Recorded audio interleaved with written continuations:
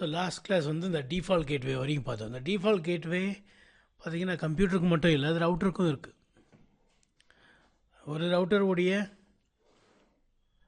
ஒரு ரவுட்டருடைய next hop இப்போ இந்த ரவுட்டர் வந்து 10.0.0.1ன்னு சொன்னோம்னா இதுக்கு 10.0.0.2ன்னு இருக்கும்னா, ஸோ இது இன்டர்நெட்டை கனெக்ட் பண்ணியிருக்குன்னா இந்த ரவுட்டரில் இருக்கிற ஒருத்தர் இல்லை இந்த ரவுட்டரில் கனெக்ட் ஆகிருக்கிற ஒரு பிசி இன்டர்நெட்டுக்கு போகணும்னா இந்த ரவுட்டர் வழியே தான் போய் ஆகணும், ரவுட்டர் 2 வழியே தான் போய் ஆகணும். அப்போ ரவுட்டர் 2 தான் வந்து கேட்வே எதுக்கு ரவுட்டர் 1க்கு. ஸோ கேட்வேங்கிறது ஒரு கம்ப்யூட்டருக்கு மட்டும் கிடையாது, அது ஒரு ரவுட்டருக்கும் கூட.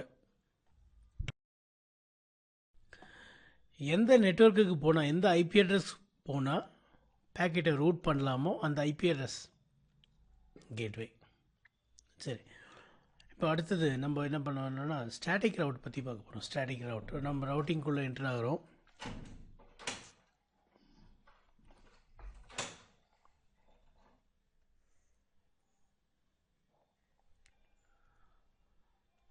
ரவுட்டிங் 2 வகையாக பண்ணலாம். ஒன்று ஸ்டாட்டிக்காக பண்ணலாம்,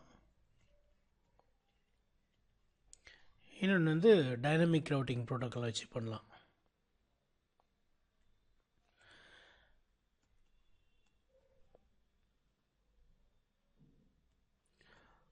ரவுட்ஸ், ஒரு ரவுட்டிங் டேபிளில் ரவுட் இல்லைன்னா பேக்கெட்டை ரூட் பண்ண முடியாது, ரவுட்டர் வந்து பேக்கெட்டை ரூட் பண்ண முடியாது. ஸோ அந்த ரவுட்டர் 2 வகையில் கொடுக்கலாம். ஒன்று நம்மளாக கொடுக்கலாம் ஸ்டாட்டிக்காக, இப்படி போ, இந்த டெஸ்டினேஷன் போனோம்னா இப்படி போ, அந்த டெஸ்டினேஷன் போனோம்னா அப்படி போ, அப்படி நாம்ளாக எழுதலாம். இல்லைன்னா ஒரு ரவுட்டிங் ப்ரோட்டோக்கால் எனேபிள் பண்ணிவிட்டு அந்த ப்ரோட்டோக்காலே வந்து சொல்லும், இந்த நெட்வொர்க் இங்கே இருக்குது, இந்த பக்கம் போகணும், அந்த நெட்வொர்க் அங்கே இருக்குது, அந்த பக்கம் போகணும், ப்ரோட்டோக்காலே சொல்லும். அந்த மாதிரி சில ப்ரோட்டோக்கால்ஸ் இருக்குது. Routing information protocol, RIP, EIGRP, Enhanced Interior Gateway Routing Protocol, Open Shortest Path First, BGP, இப்படி ப்ரோட்டோக்கால்ஸ் இருக்குது. ரவுட்டிங் ப்ரோட்டோக்கால்ஸ் IS, இந்த மாதிரி ரவுட்டிங் ப்ரோட்டோக்கால்ஸ் நமக்கு இருக்குது.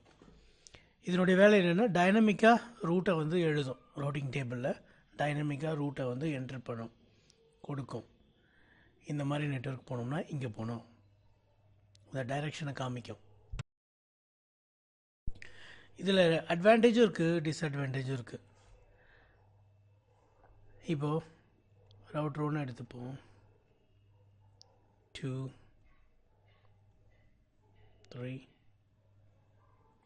4,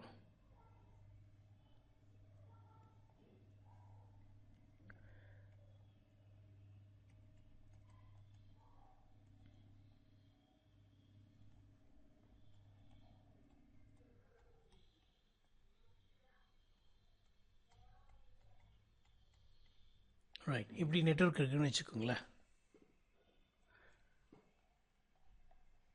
இப்படி இருக்கும்போது ரவுட்டர் 1 வந்து ரவுட்டர் 2 கிட்ட போயிட்டு கேட்கணும், என்னது எனக்கு டெஸ்டினேஷன் 2 நெட்வொர்க்குக்கு கொஞ்சம் பேக்கெட் ரூட் பண்ணுன்னு. ரவுட்டர் 1 வந்து ரவுட்டர் 3 கிட்ட டிமாண்ட் பண்ணக்கூடாது. இப்போ டெஸ்டினேஷன் வந்து 2 நெட்வொர்க்காக இருந்துச்சுன்னா ரவுட்டர் 1ஓட கேட்வே எதுன்னு பார்த்தா ரவுட்டர் 2 தான், ரவுட்டர் 3 கிடையாது. ரவுட்டர் 4 நெட்வொர்க்குக்கு போகணும்னா ஃபார் ரவுட்டர் 1 கேட்வே எதுன்னு சொன்னால் ரவுட்டர் 3 தான், ரவுட்டர் 2ஓ ரவுட்டர் 4ஓ கிடையாது, டைரக்ட்லி கனெக்டட், அது ரவுட்டர் 3 தான். ஸோ ரவுட்டர் 3 தான் கேட்வே.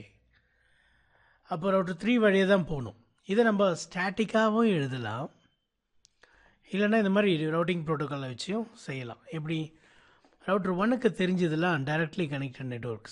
இங்கே வந்து 12 நெட்வொர்க் இருக்குதுன்னு வச்சுக்கலாம், இங்கே 13 நெட்வொர்க் இருக்குதுன்னு வச்சுக்கலாம். இப்போ இந்த ரவுட்டர் 1க்கு தெரிஞ்சதெல்லாம் ரெண்டே நெட்வொர்க் தான், ஒன்று 12 நெட்வொர்க், அப்புறம் 13 நெட்வொர்க். ஆனால் ரவுட்டர் 1உடைய பேக்கெட் எங்கே போகணும்னா 2 நெட்வொர்க்குக்கு போகணும். 2 நெட்வொர்க் எங்கே இருக்குதுன்னா டைரெக்டாக கனெக்ட் ஆகி இல்லை, அது வேறு எங்கேயோ இருக்குது, ரிமோட்டில் இருக்குது. எங்கே இருக்குது? நமக்கு தெரியும் இங்கே டோபாலஜியில் வரைஞ்சிருக்கிறதுனால தெரியுது அது ரவுட்டர் 2க்கு பின்னால் இருக்குன்னு. பட் ரவுட்டர் 1க்கு எப்படி தெரியும் 2 நெட்வொர்க் வந்து ரவுட்டர் 2 கிட்ட இருக்குன்றது தெரியாது. அதை தெரிவிக்கிறது தான் static route dynamic routing protocol. நம்மளா தெரிவித்தோம்னா ஸ்டாட்டிக்காக ரவுட்டர் 1 கிட்டே போயிட்டு 2 நெட்வொர்க்கு போனோம்னா நீ ரவுட்டர் 2 கிட்டே போ அப்படி நாமளாக எழுதணும்னா அது ஸ்டாட்டிக் ரவுட். இல்லை ஒரு ரவுட்டிங் ப்ரோட்டோக்கால் டிஸ்கவர் பண்ணி 2ன்றது இந்த பக்கம் இருக்குது 3 and 4 இந்த பக்கம் இருக்குது அப்படின்றத டைனமிக்காக இந்த ரவுட்டிங் ப்ரோட்டோக்கால் ரவுட்டருக்கு சொல்லிச்சுன்னா அது பேர் நம்ம டைனமிக் ரவுட்டிங்னு சொல்கிறோம். ஸோ ஸ்டாட்டிக் ரவுட்டிங் இருக்குது, டைனமிக் ரவுட்டிங். ஸ்டாட்டிக் ரவுட்டிங் நாம் மேனுவலாக எழுதுறது, டைனமிக் ரவுட்டிங் அதுவாகவே டிஸ்கவர் ஆகிறது. அதுக்கு நமக்கு ஸ்பெஷல் ப்ரோட்டோகால்ஸ் தேவை. அந்த ப்ரோட்டோகால்ஸ் தான் இவைகள். Routing information protocol, enhanced interior gateway routing protocol, open shortest path first protocol, BGP border gateway protocol, ISIS intermediate system to intermediate system routing protocols. இப்போ நம்ம ஃபஸ்ட்டு பார்க்க போகிறது ஸ்டாட்டிக் ரவுட். நான் முன்னாலே சொன்ன மாதிரி அட்வான்டேஜ் டிஸ்அட்வான்டேஜ் ரெண்டுத்துலேயுமே இருக்குது. ஆனால் ரெண்டுத்துக்கு எதுவுமே வந்து இது சரியில்லை அது சரியானதுன்னெலாம் கிடையாது. ரெண்டுமே முக்கியம்தான். ஸ்டாட்டிக் ரவுட்டும் முக்கியம் சில இடத்துல, டைனமிக் ரவுட்டிங் ப்ரோட்டோக்காலும் முக்கியம் சில இடத்துல. ரெண்டுமே முக்கியம். இதில் எதுவும் மற்றதோட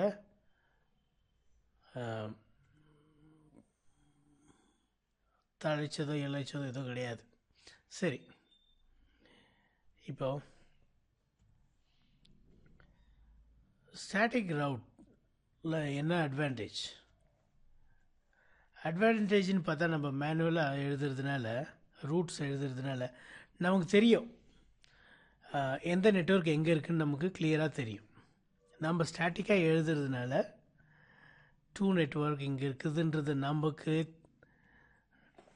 தெரிகிறதுனால நம்ம என்ன பண்ணுறோம், இந்த ரவுட்டர் 1ல் போயிட்டு 2ன்ற நெட்வொர்க்குக்கு போனோம்னா நீ ரவுட்டர் 2க்கு போன்ட்டு நம்ம மேனுவலாக எழுதுகிறோம்.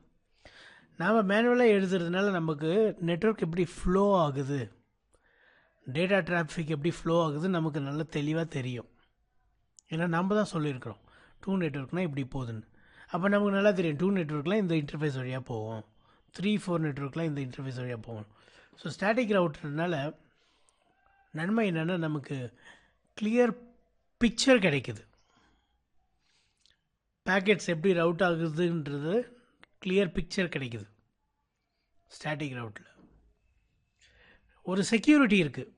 நம்ம நினைக்கிற ரூட் வழியாக தான் போகுது பேக்கெட் ஏதோ ஒரு அன்ஆத்தரைஸ்டு நெட்வொர்க் வழியாக போகல அப்படிங்கிறதுக்கு ஒரு ஒரு ஒரு கன்ஃபர்மேஷன் இருக்குது. ஏன்னா நம்ம தான் ரூட் எழுதுகிறோம் மேனுவலாக. ஸ்டாட்டிக் ரவுட்டினுடைய அட்வான்டேஜ் இதுதான். நமக்கு பேக்கெட் எப்படி ட்ராவல்ஸ் ஆகுதுன்றது கிளியர் பிக்சர் கிடைக்குது. நெக்ஸ்ட்டு ஒரு செக்யூரிட்டி இருக்குது, ஒரு கன்ஃபர்மேஷன் இப்படி தான் பேக்கெட் மூவ் ஆகுதுன்றது ஒரு கன்ஃபர்மேஷன் இருக்குது. ஸோ நம்மளாக எழுதுனா அதுக்கு நமக்கு கீழே ஒரு கண்ட்ரோல் இருக்குது. பேக்கெட் எந்த மாதிரி ஃபார்வர்ட் ஆகுது, நம்மளுடைய செக்யூர் நெட்வொர்க் வழியாக தான் போதா இல்லை வேறு யாரோடைய நெட்வொர்க் வழியாக போதா, இதெல்லாம் நமக்கு ஒரு கன்ஃபர்மேஷன் இருக்கும், ஒரு செக்யூரிட்டி இருக்கும் ஸ்டாட்டிக் ரவுட் எழுதுனா. அந்த மாதிரி சூழ்நிலையில் இவ்வளோ பெரிய கம்பெனியாக இருந்தாலும் ஸ்டாட்டிக் ரவுட் எழுதுவாங்க. சில பர்டிகுலர் நெட்வொர்க்குக்கு ஸ்டாட்டிக் ரவுட் தான் எழுதுவாங்க. ஏன்னா டைனமிக் ரவுட்டிங் ப்ரோட்டோக்கால் வந்து எப்படி பார்த்து டிசைட் பண்ணுது அப்படின்னா அதனுடைய மெட்ரிக்கை பேஸ் பண்ணி டிசைட் பண்ணுது. மெட்ரிக்கை பேஸ் பண்ணி தான் டிசைட் பண்ணுதே ஒழிய நம்மளுடைய விருப்பத்துக்கு ஏற்ற மாதிரி பார்த்து டிசைட் பண்ண போகிறது கிடையாது. ஸோ கம்பெனியில் ஒரு பாலிசி இருக்குன்னா, ஒரு நெட்வொர்க் இந்த வழியாக தான் போகணும் அப்படின்னு ஒரு பாலிசி இருக்குன்னா, ரவுட்டிங் ப்ரோட்டோக்காலுக்கு அந்த பாலிசிலாம் தெரியாது. ரவுட்டிங் ப்ரோட்டோக்கால் வேறு வழியாக போகிறதுக்கு கூட ரூட்ஸை எழுதும். ஏன்னா அது ஒர்க் பண்ணுறது மெட்ரிக்கை பேஸ் பண்ணி, பாலிசியை பேஸ் பண்ணி கிடையாது.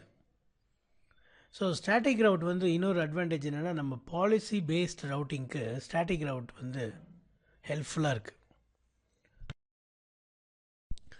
டைனமிக் ரவுட்டிங் ப்ரோட்டோக்காலுக்கு பாலிசியும் தெரியாது, செக்யூரிட்டியும் தெரியாது.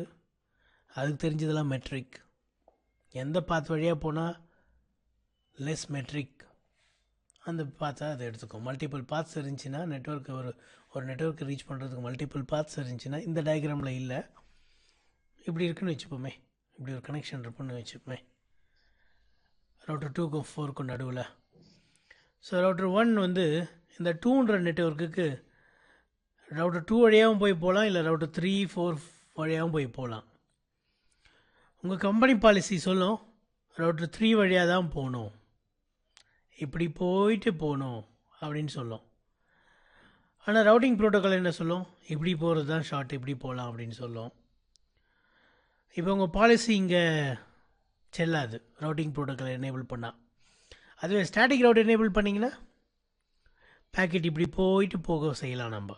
So control over the network எங்கே கிடைக்குதுன்னா ஸ்டாட்டிக் ரவுட்டில் தான் நெட்வொர்க்கு மேலே ஒரு அதிகாரம் நமக்கு கிடைக்குது. ஸோ ஸ்டாட்டிக் ரவுட்டிங்கும் நல்லது. அதில் டிஸ்அட்வான்டேஜ் இருக்குது. ஸ்டாட்டிக் ரவுட்டில் என்ன டிஸ்அட்வான்டேஜ்னால் செக்யூரிட்டி வைஸ் ரொம்ப சூப்பர், ஆனால் கன்ஃபிகரேஷன் பார்த்திங்கன்னா நம்ம தான் மேனுவலாக பண்ணணும். மேனுவலாக நம்ம தான் டைப் பண்ணணும், நம்ம தான் கன்ஃபிகர் பண்ணணும். அப்போது நீங்கள் மேனுவலாக எழுதணும்னு சொன்னால், ஸ்டாட்டிக் ரவுட் எழுதணும்னு சொன்னால் உங்களுக்கு என்ன தெரியணும், மொத்த டோபாலஜியும் உங்களுக்கு தெரிஞ்சிருக்கணும். எந்த நெட்வொர்க் யாரோட கனெக்ட் ஆகிருக்கிறா, எந்த நெட்வொர்க் எந்த ரவுட்டரோட கனெக்ட் ஆகிருக்குது, அப்படி தெரிஞ்சால் தான் நீங்கள் ஸ்டாட்டிக் ரவுட் எழுத முடியும். எந்த நெட்வொர்க் எங்கே இருக்குதுன்னு தெரியலன்னா எப்படி நம்ம ஸ்டாட்டிக் ரவுட்டை எழுதுறது? So complete understanding about complete knowledge of topology அப்படிங்கிறது ரொம்ப முக்கியம் ஸ்டாட்டிக் ரவுட் எழுதுறதுக்கு. நமக்கு பார்ஷியலாக கொஞ்சம் தான் தெரியும், நம்ம நெட்வொர்க் நமக்கு டைரெக்டாக கனெக்டாக இருக்கிற நெட்வொர்க் மட்டும் தான் தெரியும் அப்படின்னா ஸ்டாட்டிக் ரவுட் எழுத முடியாது. ஸோ ஸ்டாட்டிக் ரவுட்டினுடைய லிமிட்டேஷன் என்னென்னா, unless we know the complete topology, writing static route is not possible. So clear picture of topology is required. அடுத்து ஸ்டாட்டிக் ரவுட்டினுடைய டிஸ்அட்வான்டேஜ் பார்த்தோம், மேனுவலாக டைப் பண்ணணும். மேனுவலாக டைப் பண்ணுறது ஒரு விஷயம், இன்னொன்று மேனுவலாக டைப் பண்ணும்போது ஹியூமன் எரர்ன்றது இன்னொரு சான்சஸ் இருக்குது. Human error, typing error. அது மட்டும் இல்லை, இப்போ இன்னொரு விஷயம் என்னென்னா, இப்போ திடீர்னு இந்த கனெக்ஷன் போயிடுச்சு. சே ஃபார் எக்ஸாம்பிள் ஸ்டாட்டிக்காக நீங்கள் என்ன பண்ணீங்க, 2 நெட்வொர்க்குக்கு ரவுட்டர் 3 வழியாக போயிட்டு போ அப்படின்னு எழுதுறீங்க. ரவுட்டர் 3 டவுன் ஆயிடுச்சுன்னா என்ன ஆகும்? ரவுட்டர் 3 டவுன் ஆயிடுச்சுன்னா 2 நெட்வொர்க்கு போகவே முடியாது. அதே ஒரு டைனமிக் ரவுட்டிங் ப்ரோட்டோக்காலாக இருந்துச்சுன்னா ஒரு பாத் கட் ஆகிடுச்சுன்னா இன்னொரு பாத் வழியாக போக ஆரம்பிச்சிடும் ஆட்டோமேட்டிக்காக. ஆனால் ஸ்டாட்டிக் ரவுட்டாக இருந்துச்சுன்னா என்ன ஆகும், பேக்கெட்டு இங்கே ரவுட்டர் 3 போயிட்டு பின்னாடியும் கூட, டவுன் ஆன பின்னாடியும் கூட இந்த பக்கமே சென்ட் பண்ண ட்ரை பண்ணும், ட்ராப் ஆகும், வேறு வழியாக ட்ரை பண்ணாது. நாம் மேனுவலாக வந்து எழுதணும், இந்த பக்கம் போகாத, இது டவுன் ஆயிடுச்சு, இந்த பக்கம் போ. அது ரொம்ப லேட் ஆகும். நம்ம கண்டுபிடிக்கணும் ஃபஸ்ட்டு ரவுட்டர் 3 டவுன் ஆகிட்டுருக்குது, நம்ம போய் அதை சேஞ்ச் பண்ணணும் அப்படிங்கிறது ரொம்ப லேட் ஆகும். கன்வர்ஜென்ஸ் டைம்னால் என்னென்னா, நெட்வொர்க்கில் சேஞ்ச் நடக்கும்போது எவ்வளோ நேரம் அந்த சேஞ்சுக்கு அட்ஜஸ்ட் ஆகிறதுக்கு எடுக்குது, எவ்வளோ நேரம் அந்த சேஞ்சுக்கு ஏற்ற மாதிரி ரவுட்டிங் டேபிள் அட்ஜஸ்ட் ஆகிறதுக்கு எடுத்துக்குது, அந்த டைம் தான் கன்வர்ஜென்ஸ் டைம். ஸ்டாட்டிக் ரவுட்டில் கன்வர்ஜென்ஸ் டைம் வந்து ரொம்ப ஜாஸ்தி. அதுக்குள்ளே நிறையா தௌசண்ட்ஸ் ஆஃப் பேக்கெட் வந்து ட்ராப் ஆகிட்ருக்கோம். பெரிய நெட்வொர்க்காக இருந்துச்சுன்னா நிறையா பேக்கெட் ட்ராப் ஆகிடும் கன்வர்ஜென்ஸ் டைம் அதிகமாக இருந்துச்சுன்னா. இதே டைனமிக் ரவுட்டிங் ப்ரோட்டோக்கால்னால் அப்படி இல்லை. ஒரு பேக்கெட் ஒரு பாத்து டவுன் ஆயிடுச்சா சீக்கிரத்தில் அதை ஐடென்டிஃபை பண்ணிவிடும், இந்த பாத்து டவுன் ஆயிடுச்சுன்னு. உடனே இன்னொரு பாத்து ஏதாவது ஆல்டர்னேட் பாத்து இருக்கான்னு பார்த்து அந்த ஆல்டர்னேட் பாத்து என்ன பண்ணிவிடும், ரவுட்டிங் டேபிளில் இன்ஸ்டால் பண்ணிவிடும். ஸோ பேக்கெட் வந்து ஃபாஸ்ட்டாக வேறு வழியாக போக ஆரம்பிச்சிடுது சீக்கிரமாக. ஸோ ஃபாஸ்ட் கன்வர்ஜென்ஸ் எங்கே கிடைக்குது அப்படின்னா டைனமிக் ரவுட்டிங் ப்ரோட்டோக்காலில் தான் கிடைக்குது. Fast convergence. ஸ்டாட்டிக் ரவுட் வந்து late convergence.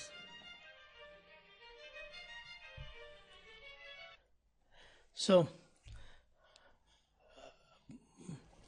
the advantage of dynamic routing protocol is fast convergence. The advantage of static route is security. Right. So let's take திடீர்னு English நான் மாறிட்டேன்னா எடுத்துப்போம். ஒரு 3-4 ரவுட்டர் எடுத்துப்போமே. ரவுட்டர் 1, ரவுட்டர் 2,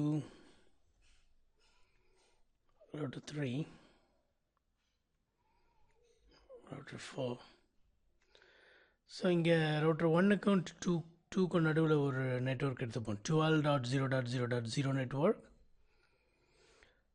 2க்கும் 3க்கும் நடுவில் 23.0.0.0 நெட்வொர்க். 1க்கும் 4க்கும் நடுவில் 14.0.0.0 network. இதை எடுத்துப்போம் எக்ஸாம்பிளுக்கு.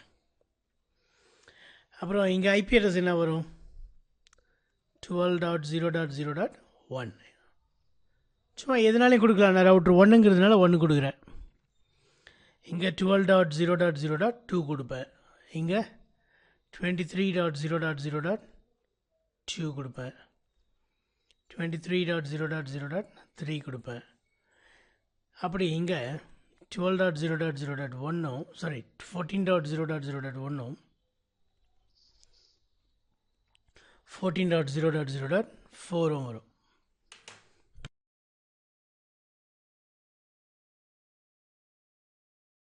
ரைட்.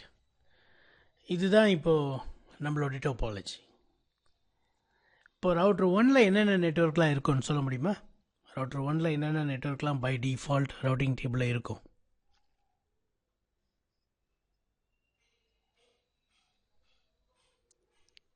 அப்புறம் ரவுட்டர் 1ல் எந்தெந்த நெட்வொர்க்லாம் பை டிஃபால்ட் இருக்கும் ரவுட்டிங் டேபிளில்?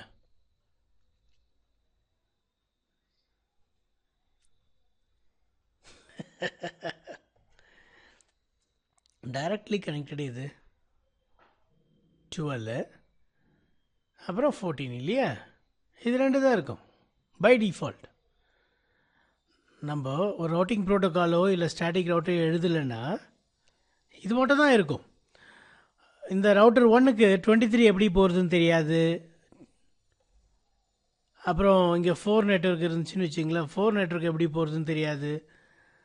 3 நெட்வொர்க் எப்படி போகிறதுன்னு தெரியாது. ரவுட்டர் 1க்கு தெரியாது. ஏன்னா ரவுட்டர் 1 அதனோட கனெக்ட் ஆகில்ல.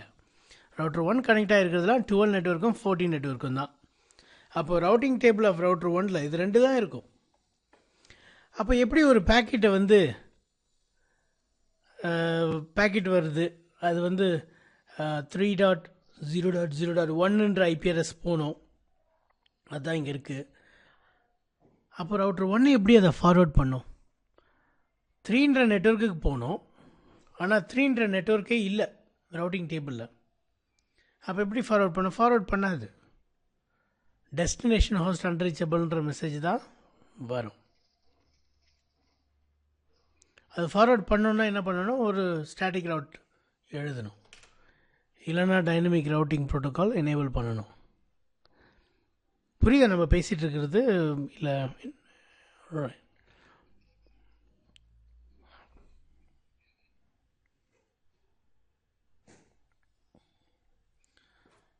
ஸோ இப்போ என்ன பண்ணணுன்னா, நம்ம R1ல் போயிட்டு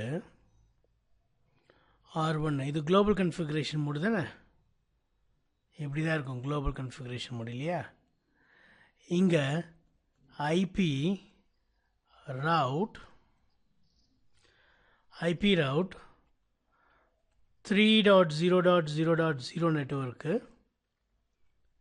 255.0.0.0. நம்ம இப்போ எங்கே இருக்கிறோம்? ரவுட்டர் 1ல் இருக்கிறோம். மறந்துடாதீங்க, நம்ம ரவுட்டர் 1ல் எழுதிட்டுருக்குறோம். 3ன்ற நெட்வொர்க்கு எப்படி போகிறதுன்னு அதுக்கு தெரியாது, நம்ம ஸ்டாட்டிக்காக எழுதுகிறோம். இந்த கமாண்ட் ஐபி ரவுட் 3 நெட்வொர்க்குக்கு போகணும்னா, சப்நெட் மாஸ்க் இதுவாக இருந்துச்சுன்னா அந்த பேக்கெட் எங்கே ஃபார்வர்ட் பண்ணணும்? 12.0.0.2க்கு ஃபார்வர்ட் பண்ணணும். அதாவது இந்த அட்ரஸ். ஏன் 3 நெட்வொர்க்குக்கு போனோம்னா இதுதான் கேட்வே, கரெக்டாக இல்லையா? அதே 4 நெட்வொர்க்குக்கு போனோம்னா எப்படி எழுதுவேன்? ஐபி ரவுட், சொல்லுங்கள் பார்க்கலாம். ஐபி ரவுட், கரெக்ட், அவ்வளோதான். 4 நெட்வொர்க்குக்கு போனோம்னா send it to 14.0.0.4, அவ்வளோதான். இது பேர் தான் ஸ்டாட்டிக் ரவுட். இப்படி மேனுவலாக எழுதுகிறோம். நாம் மேனுவலாக எழுதுறதுனால ரவுட்டிங் டேபிளில் இந்த ரூட்ஸ் பார்க்க முடியும். இப்படி எழுதுறது பேர் தான் ஸ்டாட்டிக் ரவுட், மேனுவலாக எழுதுறது.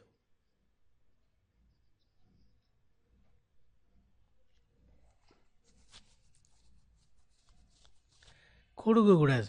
ஏன்னா ரவுட்ரு 1க்கு 23 எங்கே இருக்குன்னே தெரியாது. ரவுட்ரு 1க்கு தெரிஞ்சதுலாம் 12 தான் இல்லையா? ஸோ இப்படி சொன்ன உடனே பேக்கெட் என்ன பண்ணோம், இங்கேருந்து இங்கே போயிடும். இப்போது இங்கே தான் நம்ம எழுதணும். என்னென்னு எழுதணும்? 3க்கு போகிறதா இருந்தால் 23.0.0.3க்கு போ அப்படிங்கிறத இங்கே எழுதணும். புரிஞ்சுதுங்களா? ரைட். ஸோ இதை நோட் பண்ணிக்கோங்க. இந்த ஸ்டாட்டிக் ரவுட் இதுதான், இப்படி தான் எழுதணும் ஸ்டாட்டிக் ரவுட்.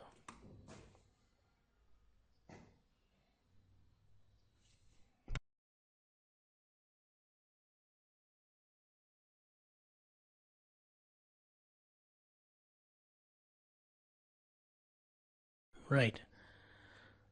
ஸோ அடுத்தது என்ன பார்க்க போகிறோம்னா டிஃபால்ட் ரவுட் பார்க்க போகிறோம். Default route.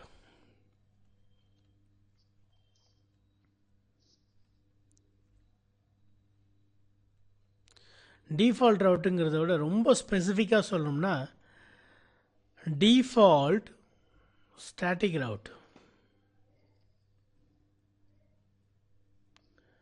Default static route. Default static ரவுட்னா என்ன? டிஃபால்ட் ஸ்டாட்டிக் ரவுட்னா என்னன்னு பார்க்கலாம். Default static route. Static route நமக்கு தெரியும். இப்போ டிஃபால்ட்ன்ற வேர்டுக்கு என்ன மீனிங் சொல்ல முடியுங்களா?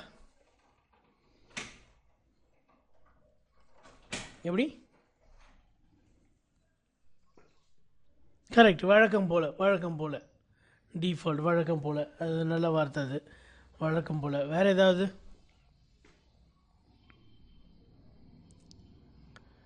சரி, வேறு?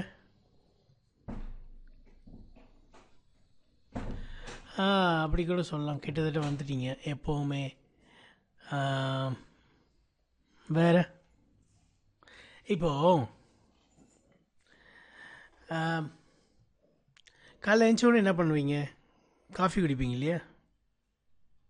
ஓகே, டீ குடிப்பீங்க. அதுதான் டிஃபால்ட். அதாவது இன்னும் சரியாக சொல்லணும்னா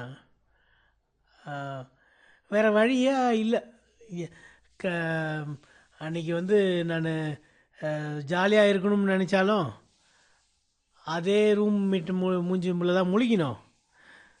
கஷ்டத்துக்குள்ளே போகணுன்னாலும் அதே ரூம் மேட்ஸ் மூஞ்சி தான் முழிக்கணும். டிஃபால்ட் வேறு யாரும் கிடையாது. அதுதான், வேறு வழி இல்லை. அந்த மாதிரி சும்மா நான் ஏதோ ஒன்று சொல்கிறேன். நான் ஒரு எக்ஸாம்பிள் எடுக்கணும்னு நினச்சி எதையோ ஒன்று சொல்லிருக்கிறேன். அதாவது டிஃபால்ட்னால் என்னென்னா எது எதெல்லாம் வந்து தெரியலையோ, எந்தெந்த நெட்வொர்க்லாம் தெரியலையோ அப்போ இந்த பக்கம் நான் போகிறேன், முடிவு எடுத்துடுறது டிஃபால்ட்டாக. இப்போது என்னடா சொல்கிறது, சரி நான் ஒரு இது நெட்வொர்க்கில் எக்ஸாம்பிள் சொல்கிறேனே. R1, R2, R3, R4.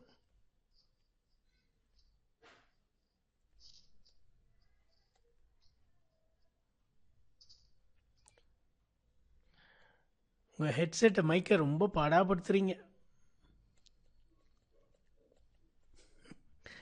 உங்கள் மைக்கை நீங்கள் ரொம்ப டார்ச்சர் பண்ணுறீங்கன்னு மைக் ரொம்ப கம்ப்ளைண்ட் பண்ணுது.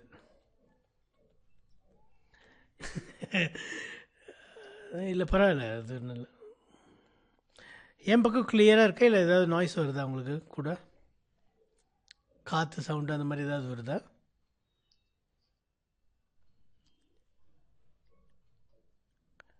வாய்ஸ் பிரேக் ஆகுதா? ஓ, ஓகே.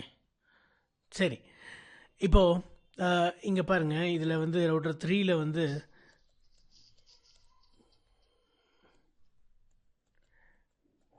ஓகே 2ல் ரவுட்டர் 2ல் வந்து 2 நெட்வொர்க் இருக்குது, ரவுட்டர் 3ல 3 நெட்வொர்க் இருக்குது, ரவுட்டர் 4ல் 4 நெட்வொர்க் இருக்குது. ரவுட்டர் 1ல் எந்த நெட்வொர்க்லாம் இருக்குது? ரவுட்டர் 1க்கு எந்த நெட்வொர்க்லாம் தெரியும்? டக்குன்னு சொல்லுங்கள். 12 மட்டும்தான் தெரியும். அப்போது இன்னும் என்னென்ன நெட்வொர்க்குக்கெலாம் நான் ரூட் எழுதணும்?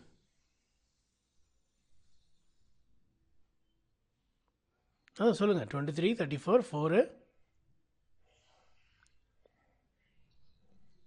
2, 5 நெட்வொர்க் எழுதணும் இல்லையா? இப்போ 5 நெட்வொர்க்குக்கும் நீங்கள் என்ன எழுதுவீங்க? 23.0.0.0, 255.0.0.0, send it to 12.0.0.2, கரெக்டா? சரி, 34க்கு என்ன எழுதுவீங்க? அதே தான் எழுதுவீங்க இல்லையா? 2க்கு என்ன எழுதுவீங்க? அதே தான் எழுதுவீங்க. 3க்கு என்ன எழுதுவீங்க? அதே தான் எழுதுவீங்க. 4க்கும் அதே தான் எழுதணும். இப்படி இதையே திருப்பி திருப்பி ரிப்பீட் பண்ணுறதுக்கு பதிலாக 23, 34, 2, 3, 4ன்னு சொல்கிறதுக்கு பதிலாக any network, any subnet mask, send the packet to 12.0.0.2. இது பேர் தான் டிஃபால்ட். எது தெரியலனாலும் அது எதுவானா இருக்கட்டும், அதுதான் இதனுடைய அர்த்தம். எதுவானா இருக்கட்டும் நெட்வொர்க்கு, எதுவானா இருக்கட்டும் சப்நெட் மாஸ்க்கு, நான் எங்கேப்பா அனுப்பிடுவேன் பேக்கெட்டை? இங்கே அனுப்பிடுவேன். அதாவது ரவுட்டர் 2க்கு அனுப்பிடுவேன். ஏன் தெரியுங்களா? இந்த ரவுட்டர் 1க்கு ஒரே ஒரு கேட்வே தான். அது எது? ரவுட்டர் 2 தான். அதனால் ரவுட்டர் 2 தான் வந்து ஒரே ஒரு கேட்வேன்னும் போது எதுக்கு நான் சொல்லணும் 23னா அங்கே போ, ரவுட்டர் 2க்கு போ, 34னா அங்கே போ, 2னா? அதுக்கு சொல்கிறதுக்கு பதிலாக எதெல்லாம் எனக்கு தெரியாதோ அதுக்கெல்லாம் நான் எங்கே போகணும்? ரவுட்டர் 2க்கு போகணும். இது ஈஸி இல்லையா? ஒரே லைனில் முடிச்சிட்டிங்க. இப்போ 100 நெட்வொர்க் இருந்துச்சுன்னா 100 லைன் எழுதுறதுக்கு பதிலாக ஒரே நெட்வொர்க் ஒரே லைன்லேயே முடிச்சாச்சு. கரெக்ட் தானே? ப்ராசஸிங் டைமும் ரொம்ப கம்மியாகும், ப்ராசஸரும் கம்மியாகும், ரவுட்டிங் டேபிள் சைஸும் கம்மியாகும், பஃபர் சைஸும் கம்மியாகும். ஸோ டிஃபால்ட் ரவுட் வந்து நல்லது. ஆனால் இந்த டிஃபால்ட் ரவுட்டை நான் ரவுட்டர் 3ல் எழுத முடியுமா? ஏன்னா இல்லை இந்த டிஃபால்ட் ரவுட்டை இப்போது இது 34.0.0.4ன்னு வச்சுப்போம். நான் இப்படி எழுத முடியுமா? எந்த நெட்வொர்க்னாலும் தெரியலனாலும், என்ன சப்நெட் மாஸ்காக இருந்தாலும் 34.0.0.4 போ அப்படின்னு எழுத முடியுமா? எழுத முடியாது. ஏன்? ரவுட்டர் 3க்கு தெரியாத நெட்வொர்க் இந்த பக்கமும் இருக்குது, இந்த பக்கமும் இருக்குது, இந்த பக்கமும் இருக்குது. 34.0.0.4னா 12 நெட்வொர்க்கு போக முடியுமா? ரவுட்டர் 3னால 12 நெட்வொர்க் போக முடியுமா? போக முடியாது. 4 நெட்வொர்க் ஒண்டி தான் போக முடியும். அதாவது இந்த ரவுட்டருக்கு 2 கேட்வே இருக்குது. 12ன்ற நெட்வொர்க்குக்கும் 2ன்ற நெட்வொர்க்குக்கும் கேட்வே எதுனா இந்த ரவுட்டர் 23.0.0.2. கரெக்டா? 4.0.0. நெட்வொர்க்குக்கு எது கேட்வேனா 34.0.0.4.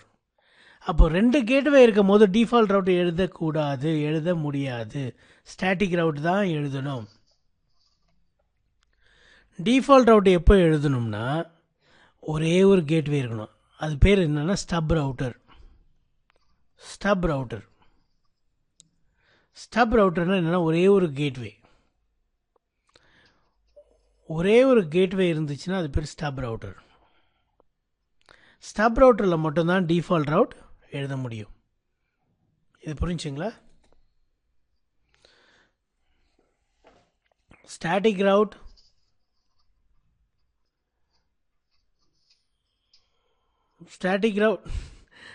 ரவுட் நீங்கள் எங்கேனாலும் எழுதலாம்.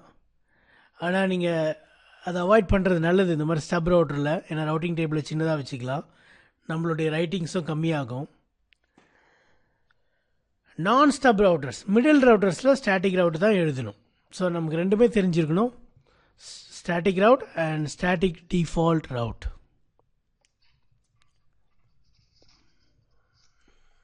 ச